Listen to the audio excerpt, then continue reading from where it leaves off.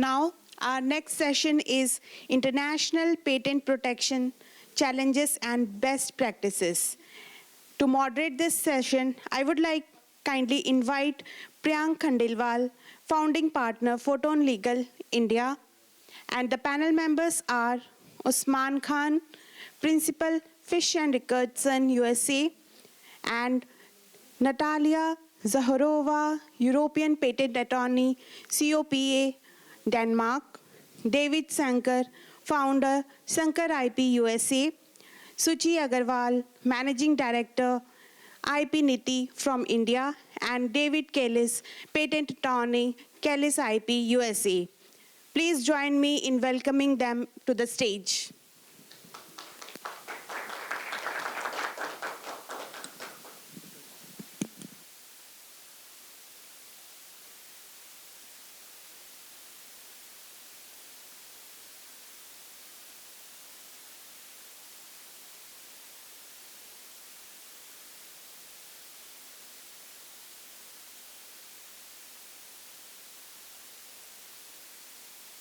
So we wait before we start, otherwise... You can start, they will come and close.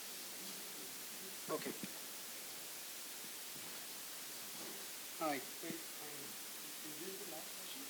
No, after that we are having one more session that is on individual talk by Mr. Interesting. Hello.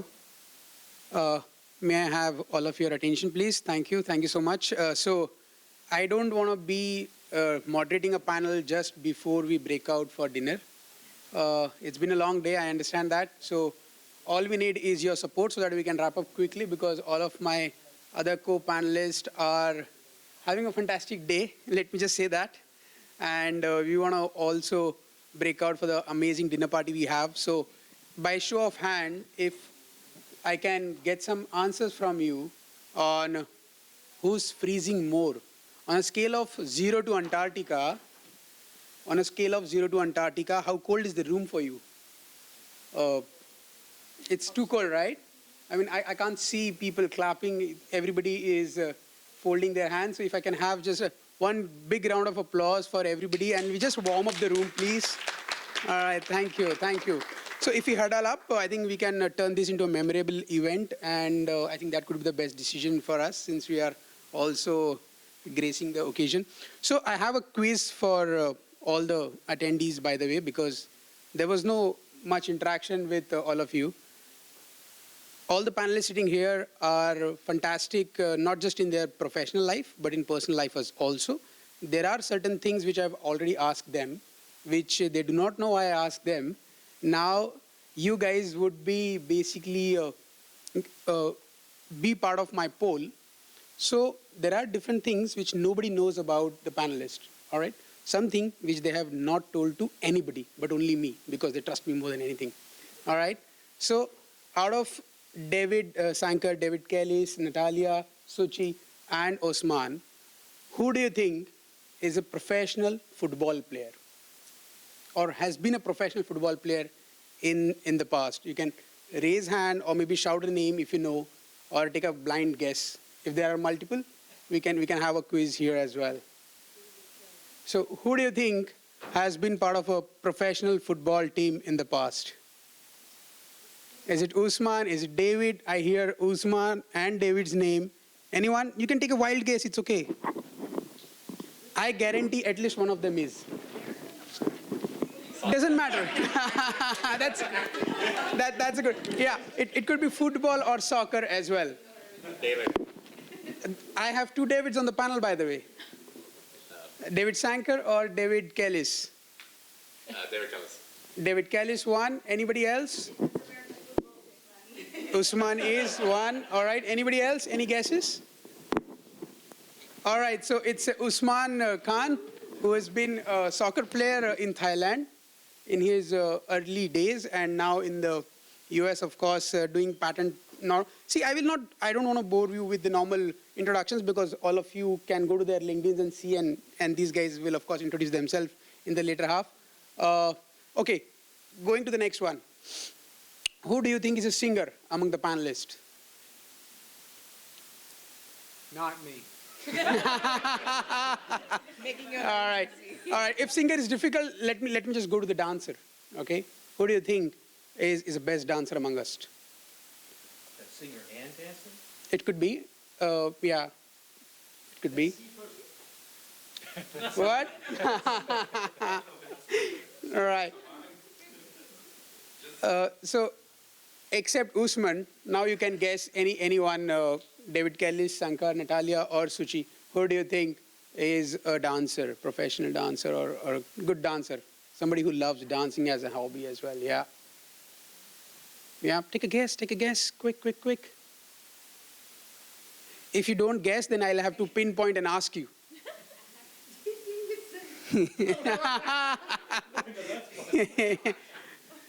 Anybody from this side? Take a guess. Suchi? Okay, that's one.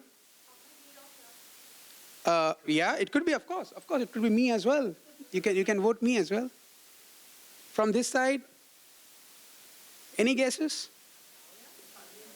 That's the correct answer, guys. That's the correct answer. Natalia is a good dancer. Yeah, and the next one I have is pretty interesting. I think you guys would know by now about this person. So this guy holds a Guinness World Record. Who is this person in the panel? Someone in the panel holds a Guinness World Record at the age of 14. 1-4. Any guesses? It is one of the Davids, by the way.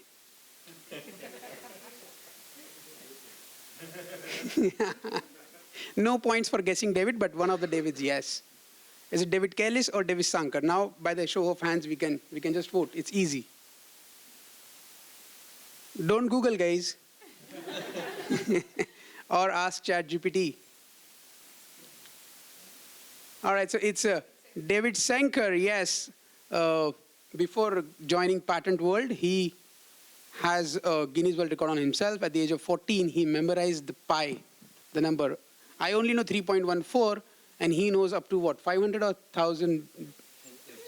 It's 10,000 at a time. He remembered all of that, and he had a world record on it. Yes. 20,000. So, yes. 20,000 now. Yeah, and wow, one interesting thing. You know, somebody flew all the way from the US to Dubai by a plane which he can fly himself. So we have a pilot sitting in the panel. Who could that be? I already gave the clue, by the way. So it's David Kellis. He can fly a plane as well. Of course, he didn't fly as of now because his dad is yet to make the plane, which he wants to fly first. And yeah, we have a creative person in the room.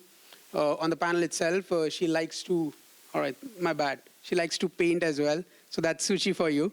Apart from their normal day-to-day IP role, these are some of the good things which nobody knows about them. So I thought maybe I'll share them with you so that now you pay more attention to what my esteemed panelist is about to say. All right, thank you. So see, today's topic is pretty interesting, like international patent protection, challenges and best practices.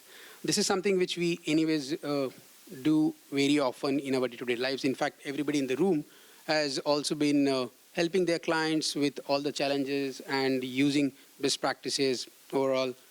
We have already had too much of AI in Dub AI, the place we are in, right? So moving from that, I just want to understand, because I have a very diverse panel here. Suchi is from India, David Shankar as well as Kellis is from the US, Natalia is from Denmark, Copenhagen, and I am also from India. Usman is also from the US. So we have US, European as well as India, 3 jurisdictions, and 3 of the most prominent jurisdictions, I would say, when it comes to patent protection overall, except China, Korea, and Japan. And we will have, of course, our share of thoughts to be shared on the platform in terms of how the overall IP landscape globally is shaping, in what particular direction it's going, and what is there for all of us to learn. But something which is pressing, which is AI, nobody knows, like David said, I will not even want to bet on it for the next couple of years. So what are some of the best practices which one should adopt? Since we have no clarity, would you guys like to share some of the practices which you are adopting in your firm while advising your clients in drafting good quality patents which can get approval in almost at least these 3 jurisdictions where we are talking about, US, Europe, India, considering all the jurisdictional experience. So I would like to ask all of you, one after another, to share about your thoughts on the best practices for the AI-related inventions or the software patent drafting. You can start. We can start with you, David. Thanks. So it's great to be with all of you and with my esteemed colleagues here on the panel. I think this, for me, I think this question goes beyond AI, right? And it's a question that applies regardless of the subject matter that you're trying to protect. And what I've seen, I should back up a little bit and say that I spent the last 3 years until June of 2024 living in Brazil, working on behalf of the U.S. government as the intellectual property attaché for the USPTO. And when I learned a lot about the Brazilian patent system, and of course we have some Brazilian attorneys here in the room, one of whom we heard from earlier today. But when I would come back to the US, I found that many attorneys had a perception of what things were like in Brazil and what the current practice was like in Brazil that was very distant from reality. And so what I wanted to say is it's important for all of us to make sure we have up-to-date information about the jurisdictions that our clients are interested in seeking protection in, because there's just no way for me to be an expert in the law of all of the countries, where protection might be relevant. And so I think I can save clients a ton of money and a ton of anguish if I'm willing to go talk to someone from that jurisdiction and say, hey, what do I need to keep in mind as I'm drafting this patent application that will be filed in your jurisdiction? And doing that, you can find out what's not even patentable. You can find out maybe that you need to include some content that you wouldn't have included otherwise. Maybe you need to include some draft claims in the specification that can be moved into the claims when you file in a different location, right? All those kinds of things. And I think that's true, again, regardless of whether you're talking about AI or not. Interesting. Usman, you would like to add something to that? Yeah. Yes. So maybe we can just do this. yeah. So I think ultimately any global portfolio will involve. It starts with the client, right? Understand what your client needs. So that's going to be strategy. A lot of times the strategy is defensive in nature. Sometimes it's offensive in nature. You are going to pursue protection depending on the client's strategy. Budget is another thing, right? What's the client's budget? What forms can they afford protection, which are not? That can be dictated by business and otherwise. So start off with the client. Start off with what they're interested in. Second thing is understand the complexities that you may be involved in prior to filing anything. So for instance, as many of you may know, you cannot change an application typically after you file it. So if you know that you're going to run into certain issues like subject matter eligibility or other things like that, in certain jurisdictions, they pay more attention to that, right? So if I'm going to be filing in the United States and Europe and elsewhere, I know that in Europe, they prefer a problem-solution approach, right? So I'm going to add that into my application, even if I have to file in the United States, right? Ideally, you want to have one application that can work globally. So understand the various jurisdictions that you're going to be filing in. Understand that some are followers of others. Understand how you can leverage Patent Prosecution Highway and other programs like that, and create a filing strategy, right, based off of those things. Something else to keep in mind is when you're filing in a lot of jurisdictions, translation becomes important. So not only in terms of cost, but also in terms of like paying attention to little details. One example is, for instance, the case got translated, went to another jurisdiction, and the United States are litigating it. It came down to claim construction. Essentially, what does a certain term mean, right? Certain term, the claims, what does it mean?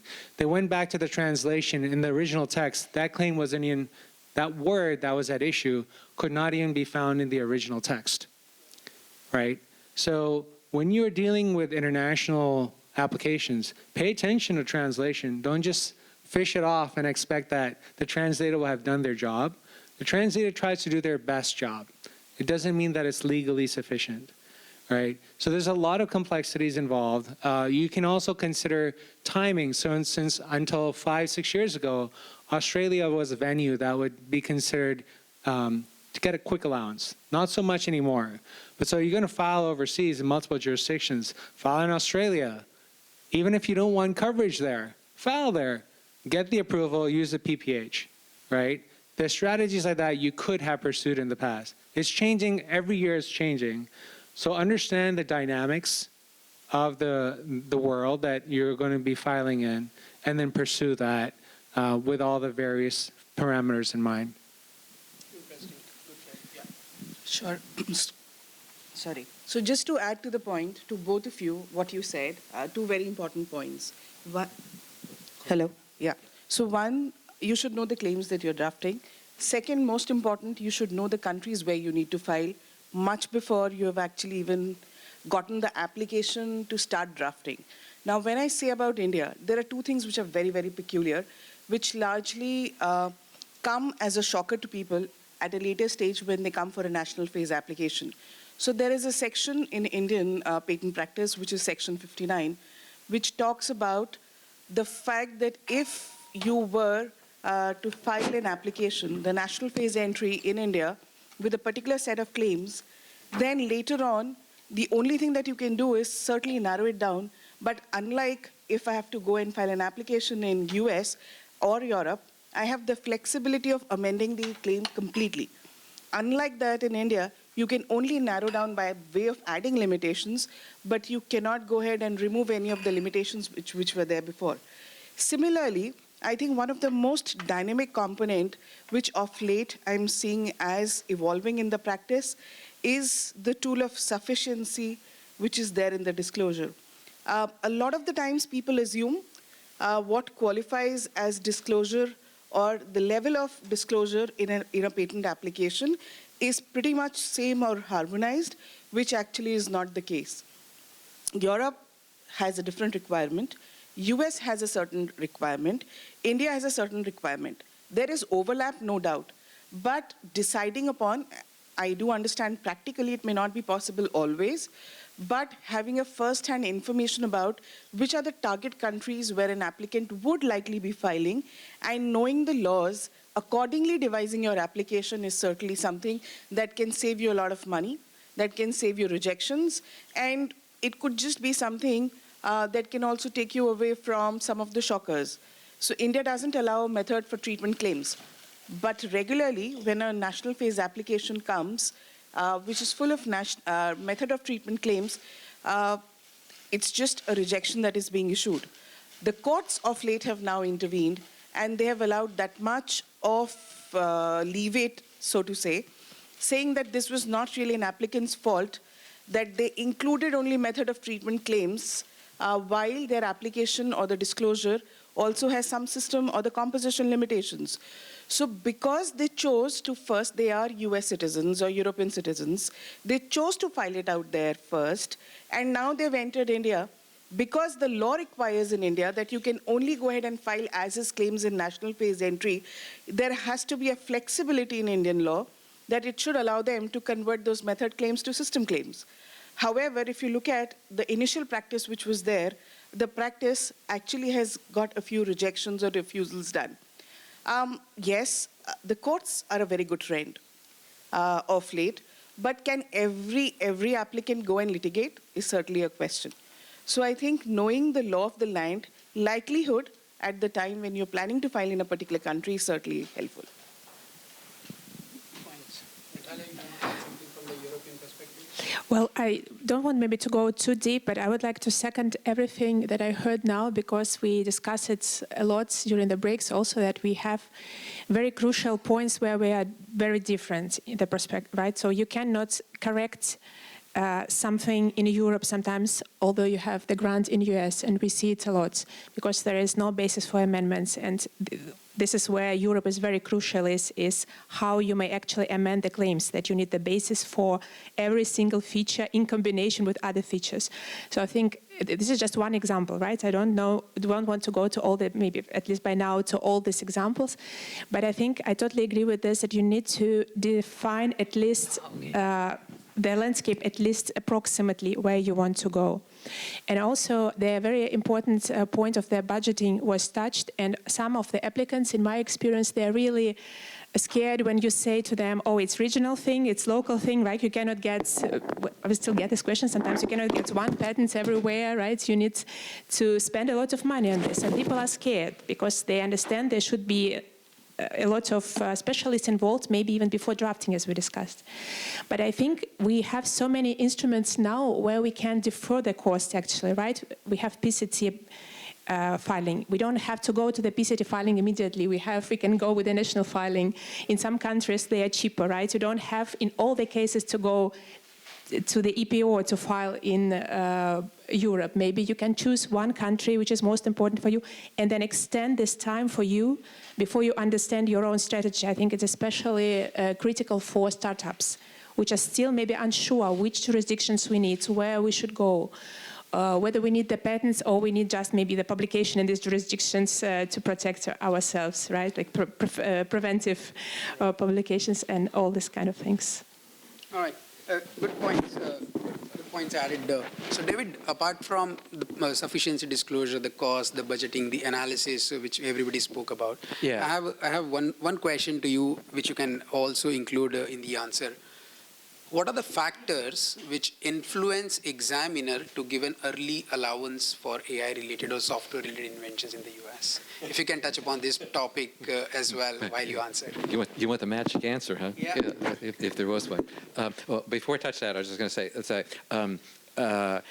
so as opposed to Europe and China, which require, literal support, and, you can't really change things. In the U.S., there's a lot more flexibility on things. And I think for someone who's, practiced in the U.S., it's like, it's somewhat disconcerting to say, what do you mean I can't do this? And a really good example that I want to bring up is, to file multiple dependency in the U.S. is exceedingly expensive, so nobody does it pretty much. But if I say have dependent claim 2 that comes that depends from claim 1, I have dependent claim 3 that depends from claim 1, then of course I could combine the content of claim 2 and 3 together. Except in Europe. The answer there is like, well, you didn't say you could combine those two, and I've run into that, and it's like, and to me it sounds absurd, but it's like, okay, well, but that's what the rules are. So from a U.S. standpoint, sometimes the best way to address that is, we really would like to have multiple dependency. So one way to do that is actually to file a provisional application. Even though you've drafted the whole thing, it's a full application, file a provisional application with multiple dependency on all of your claims so that you've got everything done. You file that, and then the next day you file the U.S. utility application, and then you don't have any question about whether there's support for these things or not. So that's one thing that I have done. And then your question was to getting early. The most magical thing that I have found is actually to file using track 1. And the advantage of that is, first of all, you get an office action very quickly. I found like 2 to 2.5 months. But also, my experience has been that the examiners who handle the track 1 cases are more inclined toward allowance. And therefore, I've had multiple cases where I've got first office action allowance on something, even in a recent one that I thought was going to be tough. I thought it was going to be really, really really tough, but I got a first office action allowance. So if you really want something quick and good, pay the, even for a large entity, I think the total cost is about $4,100. If you're a small entity, which means less than 500 employees, it's about $1,700. And if you're a micro entity, it's about half that. So it can be a very valuable thing. Yes, precisely.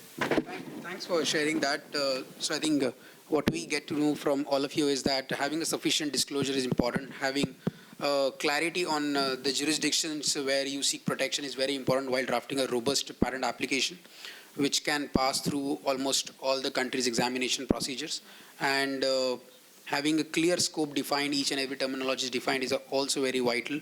And having a right strategy to get into these countries in terms of cost, in terms of timelines, in terms of multiple priorities and dependencies is also something which is vital for all these applications to be considered before filing. That's pretty much what everybody has shared. Yeah.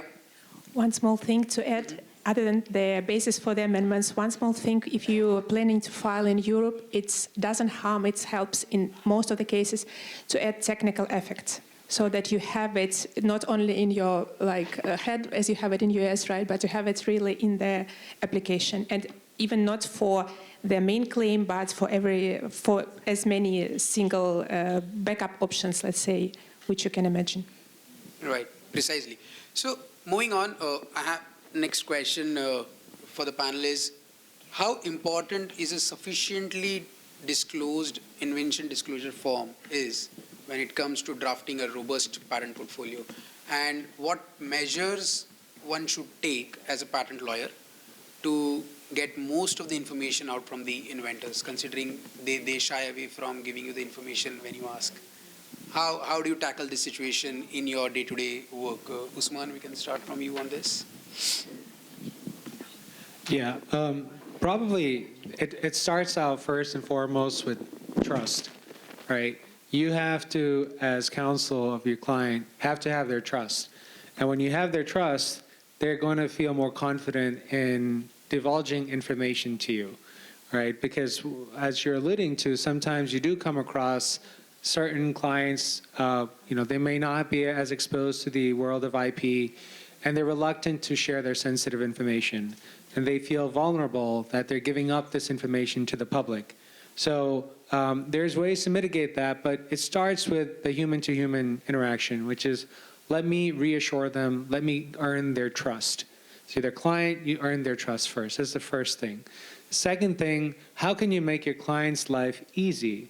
That starts out by asking the right questions. Questions that sometimes they themselves don't think about, right? So for instance, for most inventors, their invention is the greatest thing on earth, right? You may not share that view as your counsel. And the market may not share that view from their counsel. But it's important to understand their view, right? And then it's important to kind of merge that with the market expectations or what's out there. So understand what is great about your client's invention, and then find a way to incorporate that into the application and get sufficient disclosure, ask the right questions, right? And amongst the right questions, to your point, is like ask them, okay, what's the problem here? What's the solution? What's the technical effect? A lot of times these basic questions will be overseen by the inventor because they're so involved in their invention, right? And sometimes they're dealing with multiple hats, right? There's the business hat, the marketing hat, the inventor hat. So you have to guide them to put on the right hat, right? And then ask them the right questions. So invention disclosure, sometimes a form that you can put together and present to your clients, and that encourages them to provide the kind of information that you think is going to be important. Part of that disclosure process, what's very important or can be very important is getting figures, right? You as a patent attorney may not always understand or graphically depict the invention as well as the inventor can. And as they say, a picture can convey 1,000 words. So you as an attorney can try to put claims that are masterful and all that, but inevitably you may miss some details that are actually relevant and you could later on rely on for amendment purposes or something like that. So getting a robust set of figures as part of that disclosure process is helpful, right? I would say these are some key elements. It's not all of it, but these are some of the key things you can start with to get the right kind of disclosure from your client. And I think when you've done it collectively in a sort of, earn their trust, ask the right questions, and then determine whether disclosure is sufficient, complemented by figures, you go a long way in getting what you need. Interesting, good points. Sushi, you want to add something? Yes, for sure. So there's something that I've seen has worked a lot for us. It sometimes helps to actually give them some examples about actual refusals which may have happened before the patent office. So rather than, because we have to appreciate the fact that these are hardcore technology people who feel they're the mother of the possession, and they don't want to really go ahead and easily divulge. Nothing bad on their part. It's just the protective nature that we have. So, and a lot of the times because of this, they don't even understand why we are asking. Trust, 100% gives them comfort. But for them to be able to even appreciate the context why we are asking, I have seen in my practice when we speak to clients and then we ask for particular information and they're still struggling to give that, we cite a few examples. Recently there was a case, and more or less related to the same technology area, saying this got refused because so-and-so statistics was missing, function was missing, or this kind of an exploded view was missing, these details. I think this gives them a sense of understanding to what extent this is mandated by law. This is not something that we are making up on our own. So this helps. The second thing that I think has also worked for us a lot is a lot of the times asking them to answer questions makes them feel, oh my God, this is like another headache on my head.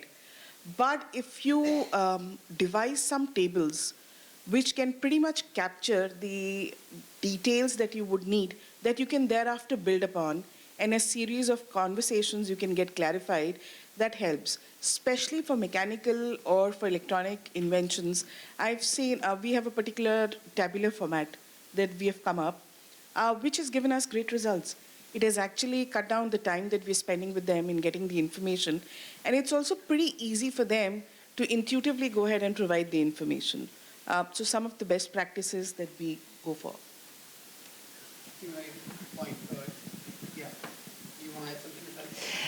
Yes, because you asked about the disclosure form, right? How to make it. And I had an experience of creating, even like helping the client to create the disclosure form for the clients. And I put all the questions I thought important. Did it help me to avoid the personal discussion with the inventor? No.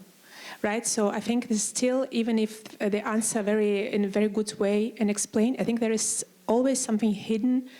And the way I was taught, like when I was very young to draft, is that you try to ask maybe even the same questions after different angles to really come to these big key things, which, as you mentioned very correctly, right, you can use as backup option at some point.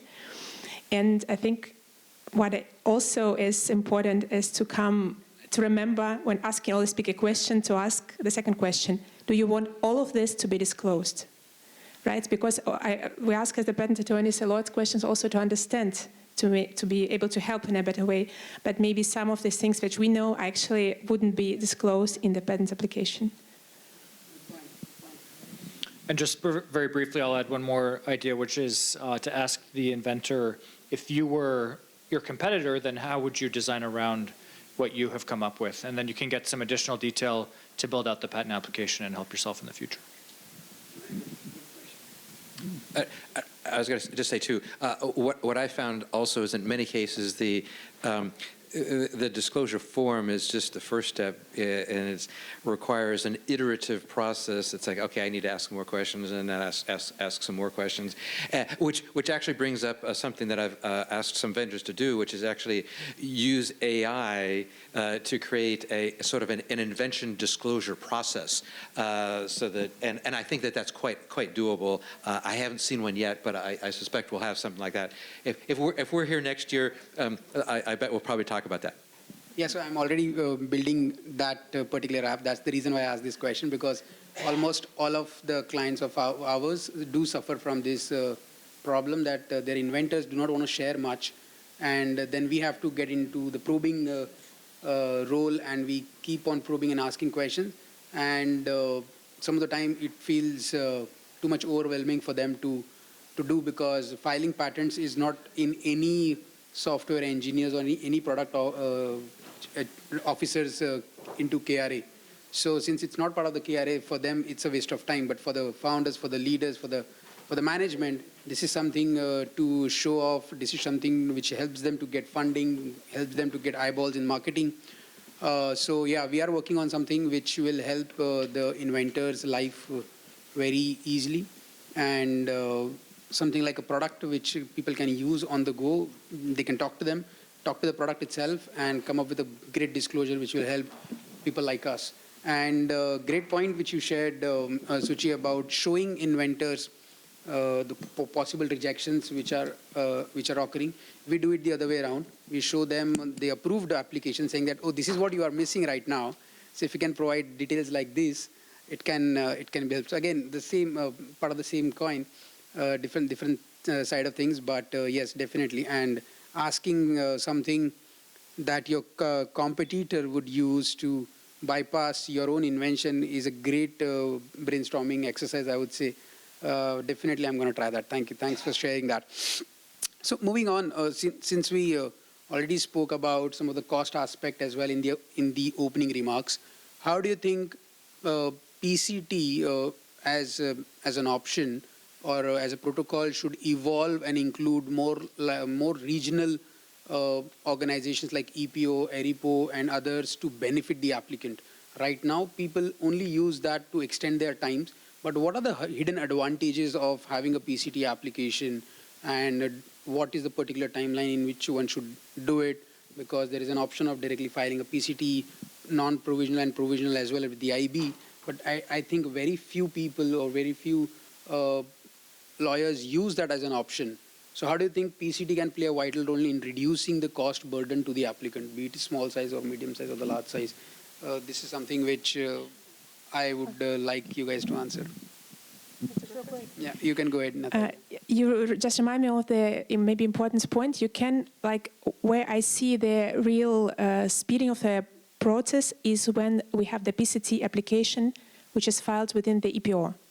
Because then the search that we get from the EPO, we can get, like, the first thing in the original phase, we can get the decision to grant, actually, the intention to grant, right? So it's what really helps. If, as when we see it from other jurisdictions, for example, we have a lot of Chinese PCT applications filed within the Chinese office, and then we always have the extra search, which is not always as positive as the other one. So if this is one of your main jurisdictions, maybe it makes sense to use this, to go to the specific office. I'll just like to extend this point. Certainly, this is one of the most important consideration.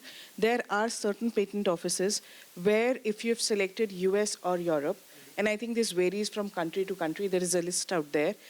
If these are your search authorities, then the national search stage is completely waived off. So if you have actually US as the search body or Europe as the search body, then one, your fees reduces, the time tremendously reduces. In our case, for some of our clients, we do exactly this. If they have a preference for filing in US or for preference for filing in Europe, we typically try and choose one of those as the search bodies. Because talking strictly about India, well, the Indian Patent Office will do their search for sure, but there is certain reliance that they have on the search reports issued by them. So in one go, you're able to actually have a lot more that you can cover. Just, this is a very minor point, but, you know, if you're talking about cost savings to applicants, if you file the PCT application in the US, then it's cheaper to file the national stage in the US, right? So there are some things you can do cost-wise there. And maybe stepping back and looking at that question a little bit more broadly, you know, what systems exist to help applicants? As has already been mentioned, there's the PPH, there's PCT. There are ways to speed up examination in lots of countries, and many of those ways are free. Many of them cost a little bit of money. Some of them cost a lot of money, like Track 1. I think Track 1 is the most expensive way to speed things up, but even USPTO has free options for accelerating examination. And then there's also ways to slow down the examination. And so maybe an applicant needs to get something on file but really doesn't have money to spend on it. Well, at least in USPTO, you can request up to a 3-year deferred examination after you file the application. And that can, you know, save money for a long time, as long as you don't have to then go elsewhere. But just some ideas. Just one very important point, specifically and strictly speaking about India. So in India, to expedite an application, there are only certain requirements, one of which you can go for. So for a large multinational, if you're not a startup, you're not MSME, then the way to expedite the application could be to actually file a PCT application and designate India as an ISA, and then you can get your application speeded up. Because other than that, you don't really have an option of getting a fast-track grant out there in India. Yes. So if you use this, you choose India as ISA, then you can expect a disposal of the case in just 12 months, which is fastest when it comes to any country. I think Track 1 also takes some similar time, but Track 1 doesn't have a deadline as to which, or the timeline in which the prosecution should complete. While in India, the guidelines given to the examiner is of 12 months from the date you file the application itself in India. So that is something which you can do. Yes, interesting point. So something which I want to understand, David, from your side, since you have been into in this patent world for a long time. So how do you look at US 103 when in comparison to the technical problem solution approach in EP, and how do you think there are similarities between the obviousness rejections in the US as well as in the EP when it comes to file? I'm asking this question because most of the applicants who want to file in multiple jurisdiction, they often face this problem. So how do you look at this?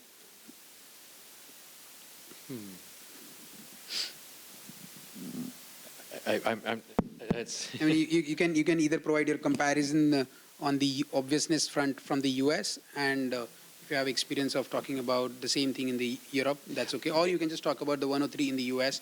We can ask Natalia about the problem solution approach in the Europe.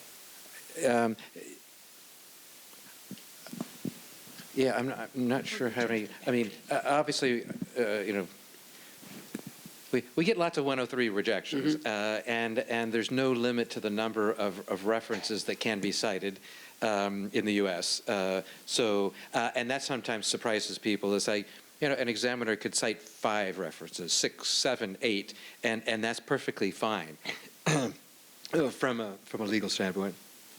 And it's like, well, to my mind, it's like, well, if it takes that many references to combine to make this, that probably wasn't very obvious.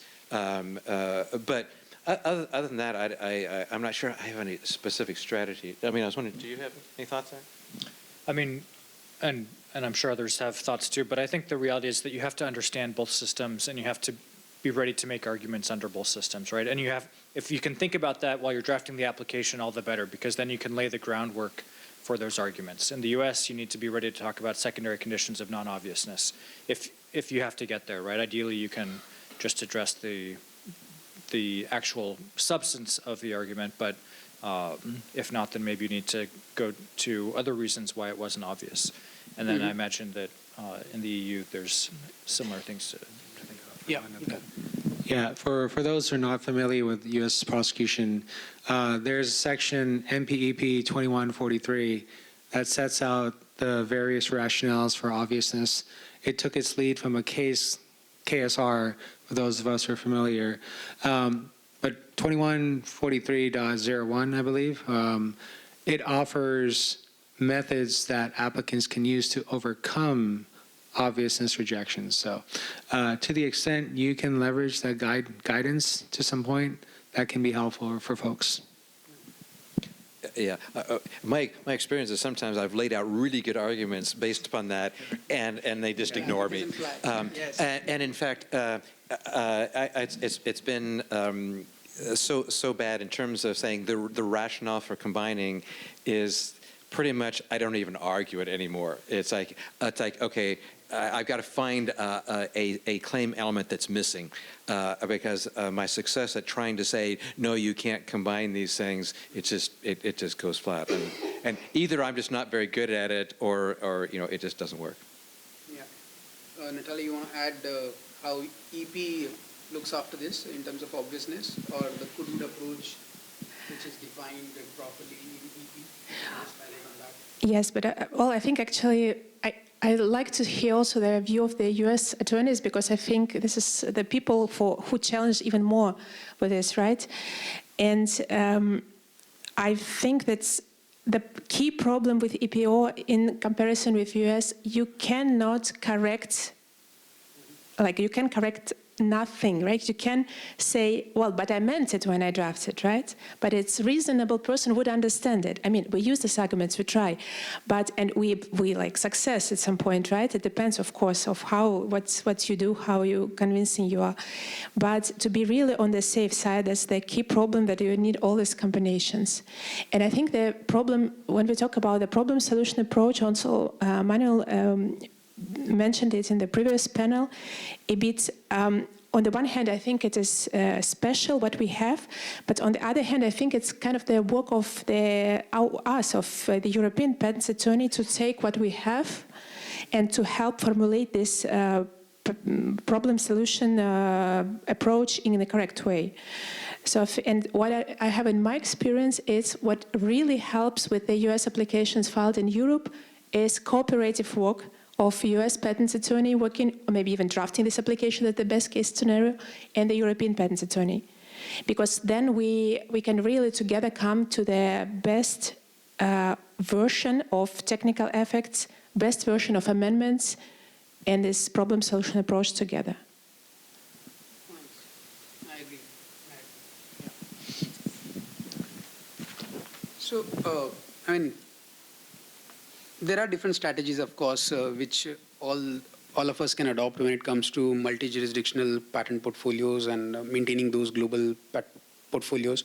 But what are some of your observations, again, specifically to your jurisdictions, which you have observed, or common pitfalls which applicants should, or the foreign patent lawyer should be aware about when specifically enter the national phase applications in your country?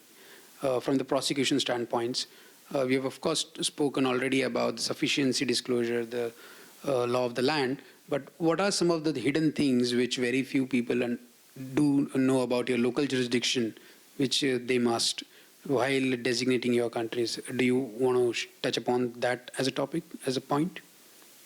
Anything specific for India, Suchi? So I think one part I had just covered, which was about specialty method for treatment claims, because there is a big furor about it. There are quite a few applications which have gone down the drain, some of which were repealed and could stand the test of time, so the courts actually ultimately gave a positive decision. So one piece of advice would be that when you're filing, while it is mandated by law, that your claims have to be identical with what was filed before the PCT office. It always helps to actually see if there's any sort of amendment that is required that you should file immediately thereafter, if at all it falls in any subject matter which is excluded. That being one. The second thing I think largely that we have to keep in mind is that I think to a great extent I could say that Indian law is catching up a lot. So till some time back, divisional applications were not allowed in India. So essentially, unless and until you had a second set of claims in the application, could you only divide that out later on if there is an objection from the patent office, or voluntarily also, only if the claims were there initially. But now, with some changes recently, the divisional applications could be something which are required. I think a lot of the things in India which are catching up when it comes to US and European practice are before the courts. But largely my point would be that please do get your claims vetted. And if there is a requirement of amendment, it's better not to wait for the office action, but file form, amendment form or request and make respective changes. But one important thing, post the decision, which is grant, is that India has this requirement of submission of working of patent, which if not being complied with, has great ramifications. So that is something I don't think is there out there in US or Europe as a necessary or mandatory step to be taken. But from the Indian context, that's important. That is mandatory. Yeah, I mean, in India, we also have the requirement of providing statement and undertaking for foreign filings and the status of the respective application in other countries. That's also one of the ground for the objections as per the law. So I think that should also be taken care of. But apart from that, US, Europe, any specific thing which you would like to highlight, which one should be aware about, which is like a pitfall? So it's completely understandable why this happens, especially coming from jurisdictions that don't allow claim amendments after filing or only allow narrowing claim amendments, and also for cost reasons. But sometimes I see applications come into the US that are extremely thin, right? So they have enough support for the claims and very little else. That's really hard from a US standpoint, because in the US, you can put the kitchen sink into the application and then draw anything from that sink to put into the claims to overcome a rejection. And so filling out if you know you're coming to the US, then filling out the application, the specification I should say, with as much detail as possible, alternatives,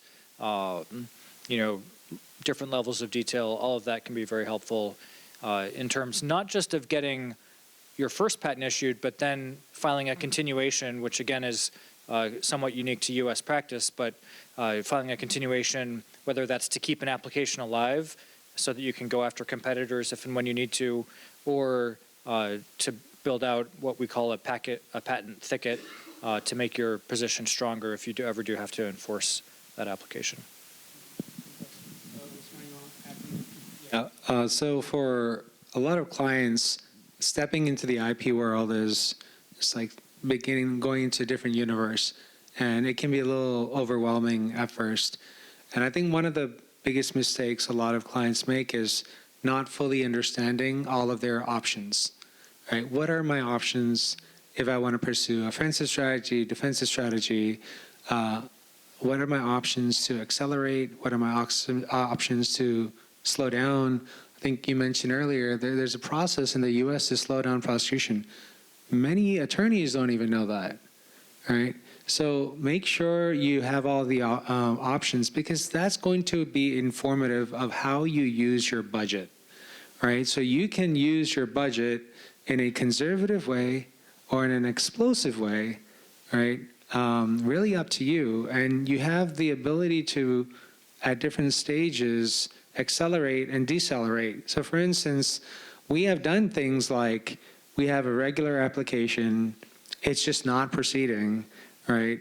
And you sort of missed the deadline for track 1 filing. Okay, file a con, put that on track 1. Within a year, you get an outcome.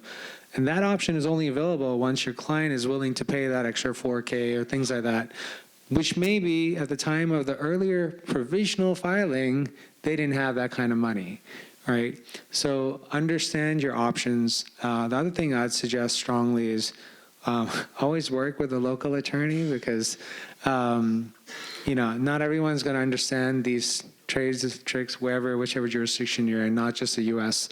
So I think between these two things, good hands to move your case forward. Good points, good points. Yeah, the other thing that I've seen sometimes, particularly with my Japanese clients, is they're frequently very baffled by the rejections for subject matter jurisdiction. And it's like, to them, it's just like, what is this doing? It's like, well, regardless of whether you agree with it or not, that's the reality that we have to deal with. And so there was actually an example where a client they were going to file in the U.S., and I looked at the claims and I said, these are absurdly vague. We're not going to get anywhere near that. And so I amended the claims, and then it was like 9 months later, they said, oh, you basically wanted to revert back to what they started with. And it's like, this is a bad idea, but that's what the client wanted. So I think the subject matter eligibility is something that a lot of people don't understand. It's like, we have to deal with it. It's like, yeah, there's a lot of things bad about that, but that's what we have to deal with. Interesting, very good. So we are towards the end of our discussion. One question which I want to ask all of you guys is, 5 years from now, how do we look at our respective jurisdiction evolving into the IP world? Is there a possibility of collaboration at a broader level? Currently, we have IP 5 countries as US, Europe, China, Korea, and Japan. Can we see more and more countries joining hands together at the global level in terms of smoothing the prosecution? Or what are your thoughts on 5 years from now? We are in 2030, same day. 5 years from now, how do you look at your country's position in IP?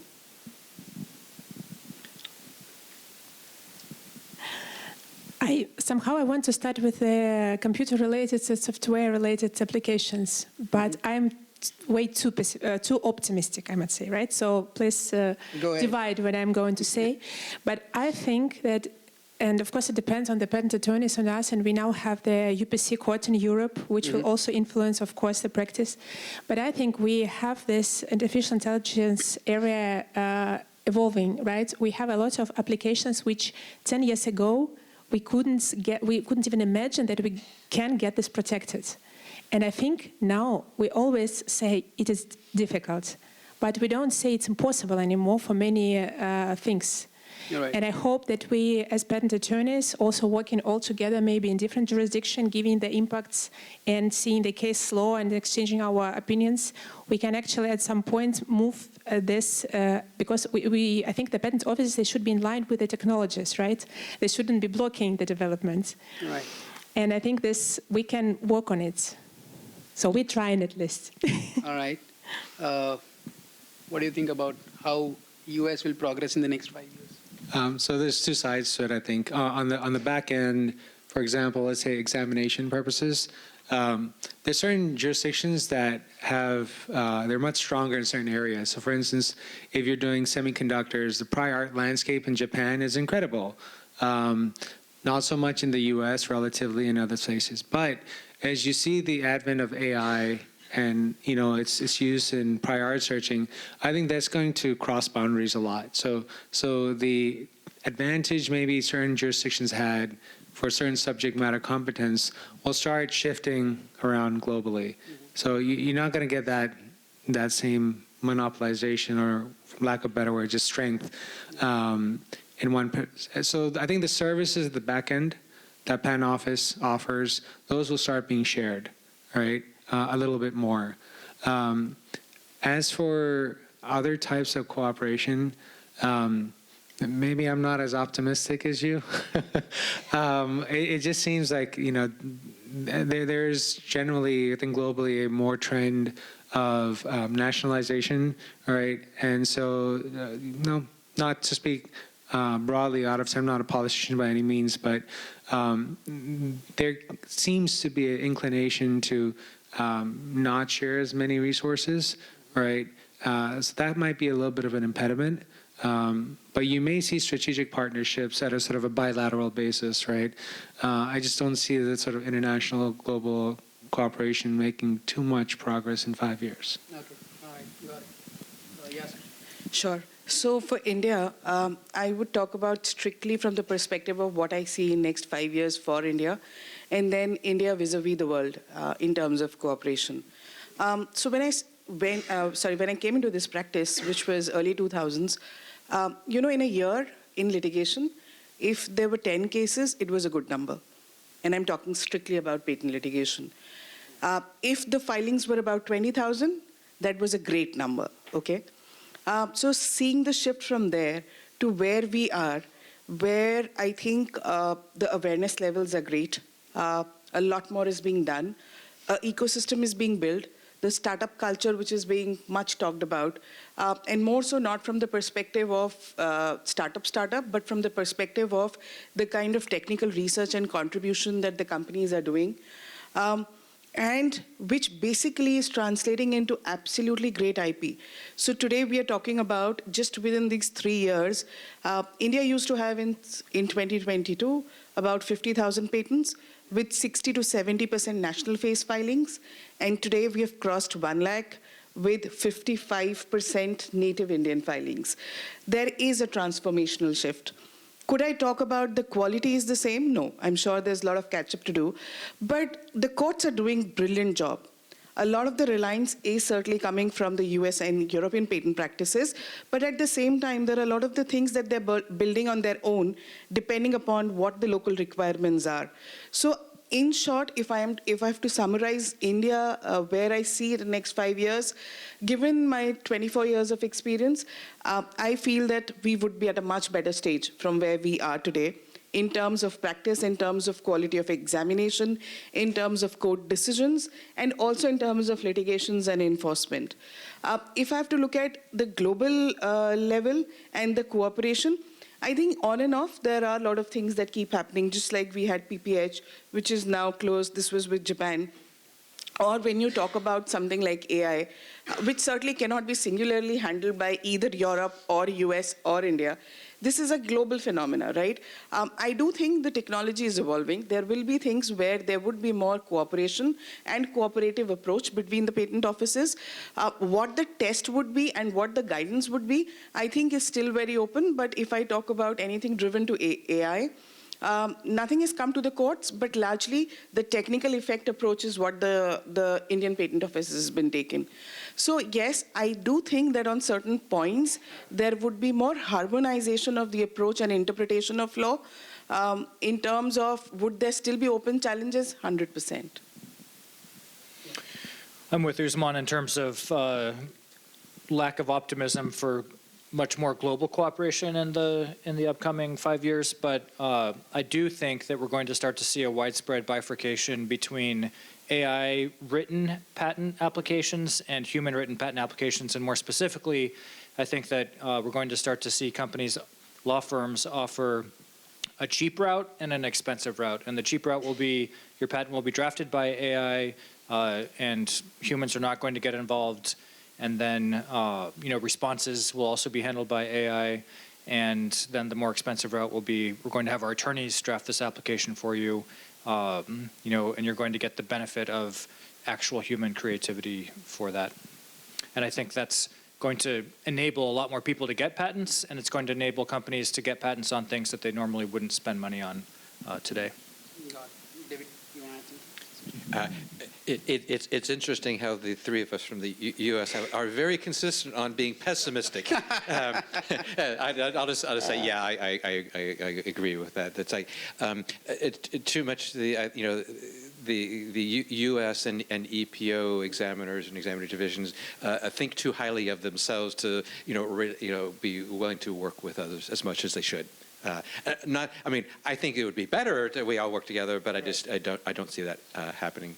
Okay. In the near term. All right. Yeah, sure, you can.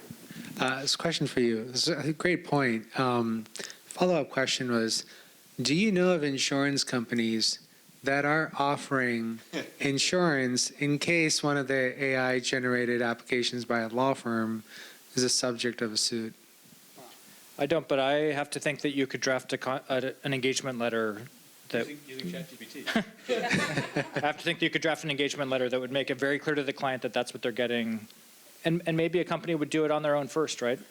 in-house counsel could use ChatGPT to put in all the invention disclosures for the things they're not going to pay an attorney to draft applications on, generate the applications, file them, and see what happens, right? And then there's no liability issue there.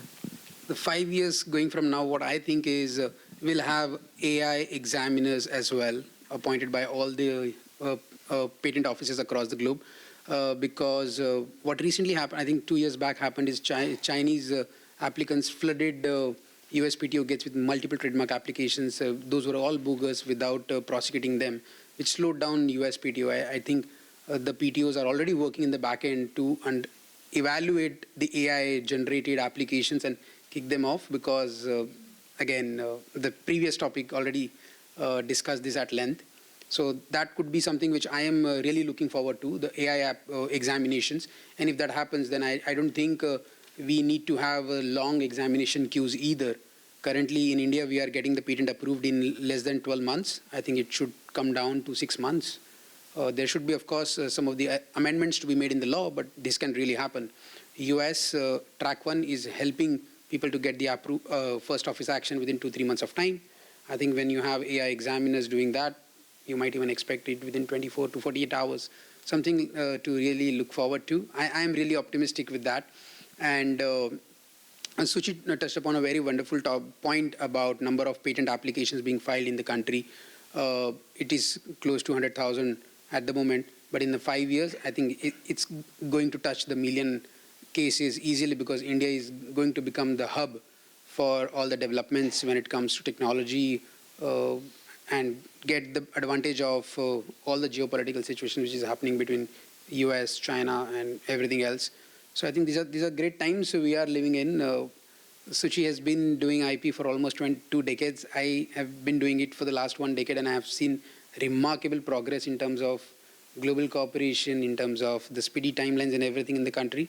And I think the next 5 years are going to be the great years for all of us to live and breathe the technology along with the law. And I think we are placed at a very perfect location to discuss this. So thank you so much, my wonderful panelists, for having an exciting discussion, and thanks for being the giver. I mean, you have given all your secret sauce away, and I hope this should add a lot of value to all of our viewers as well. If anybody has any questions, the panel is open for taking a couple of questions now, or if any of the co-panelists wants to ask something to other, I open this floor for everyone. By the way, do rate me on my moderation skill on LinkedIn. That will really help me to understand and get the live feedback as well. Any questions from the back?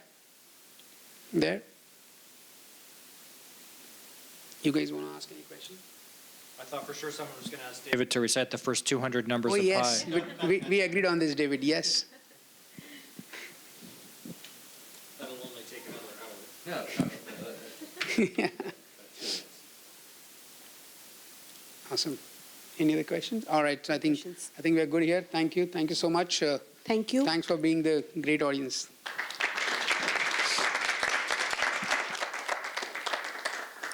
Thank you, all the panel members, as well as the moderator. Now it's time to honor. So I would like to request moderator Prayank to honor Suchi Agarwal.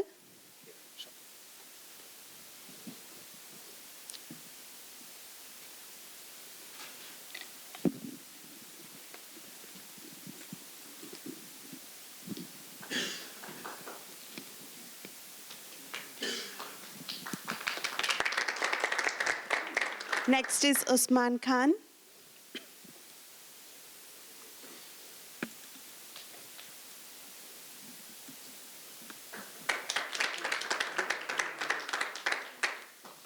And David Kellis.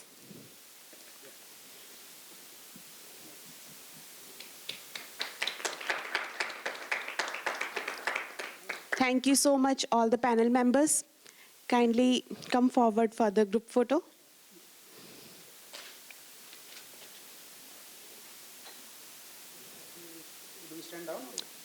That's it. Okay. You can come in front.